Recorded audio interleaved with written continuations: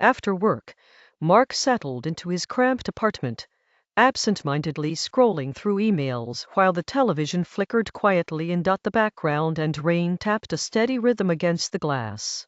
His laptop's cursor hesitated, then jerked back a line before carrying on, but Mark chalked it up to a sluggish connection.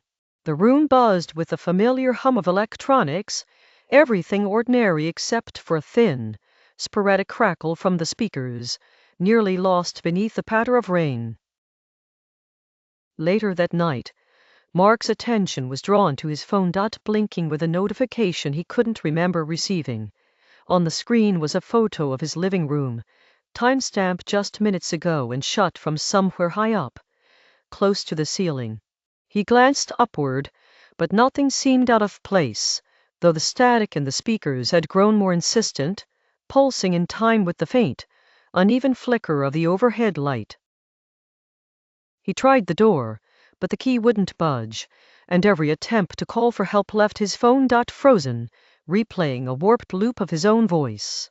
The television cycled through channels on its own, pausing just long enough to show a frame of Mark at the front door, shot from behind. Every screen in the apartment began to display his image, always trailing his movements by a few seconds, as if the walls themselves were watching him.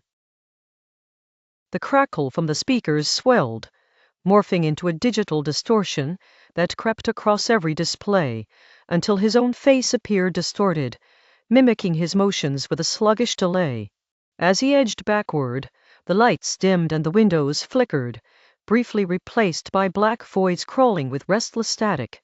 The apartment seemed to close in, its doors and corners warping and looping back into the same space, every exit replaced by a duplicate of his own living room.